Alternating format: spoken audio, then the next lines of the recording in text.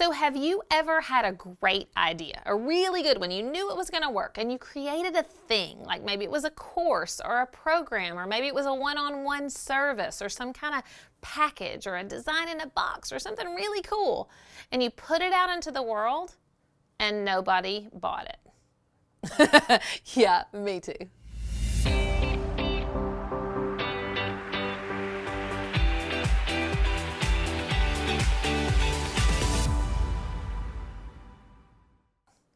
So I think it can be really confusing for us, right? When we create that thing and we put all this time into it, maybe even months or years of effort sometimes, and we put it out in the world and we're like, well, this is a sales business, right? If I just create something for sale, somebody will buy it. And then when nobody does, we're like, what did I do wrong?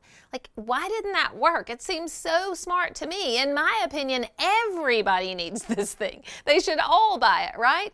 But where did we go wrong? Well, I've done it too. We've all done that. If you're in business at all, if you've tried anything, you're going to experience this. But the problem is that what you're offering is not that valuable to the client, at least not as much as what you're charging for it. But even free content can be one of the hardest things to get people to consume because they just don't think it's that valuable.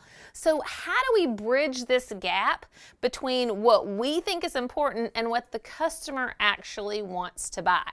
But first, let me be clear about something. If you're not getting leads or traffic at all to your site, to the sales page, to the thing that you're trying to sell, that's actually a marketing problem, and that's a completely different problem.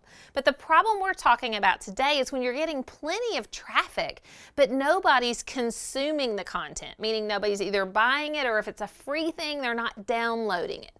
That is a value problem. That means it's just not that valuable. An example that comes to my mind is in the design industry. A lot of times people will want to create a lead magnet or a piece of free content to get someone on your list, and maybe they create their top 5 or 10 favorite paint colors and nobody wants it. Well, here's the reason. You can find 5 or 10 great paint colors everywhere on the internet now. You can find it on one of the paint companies' websites. You can find it on one of the major national shelter magazines' issues or their websites or their Instagram. So that information is so readily available these days, it's just not valuable enough for someone to give you their email address, and especially not to give you money. So you gotta figure out what your audience really wants and needs from you, something that they really maybe can't get anywhere else. And here's the other thing I want you to think about. Maybe what you're getting paid in your business, the money you're making,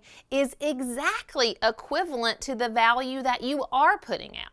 I see this also with interior designers. So if you find yourself not doing that creative of work, you're kind of buying products that are readily available on the internet, and a lot of what you end up doing for your clients is work that is more like being a courier or a personal assistant or a delivery or installation person. When you think about that, those jobs probably really do command maybe the money you're making, which may not be a 6-figure salary. I absolutely love all the people in my life that do those jobs, my personal assistant and my delivery person. They're so valuable to me, but still, am I paying them each 6 figures?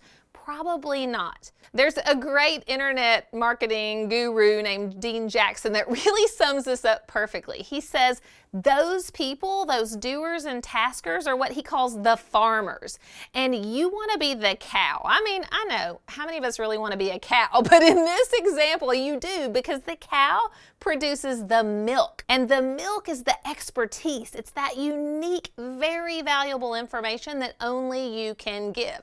And I absolutely agree with Dean. If you can spend way more money in the creation, in the valuable stuff that can only come from you instead of in the tasking and the doing, then you're going to be giving your client the exact highly valuable thing that they need, and that's going to pay you way more than maybe you've ever made before. So if you need help with this, if you're like, I don't know what my milk is, Toby, and maybe I am a tasker or a doer, and I really need help even figuring out what my client wants to begin with, what they really value, well, you're in luck, because I have this really cool coaching program, Design You, and this is the exact work we do in that program together, helping you figure out how to meet your clients exactly where they are are and to really solve their most challenging problems. So if you want to know more about Design U, check out the information below, and thanks so much for watching. See you soon.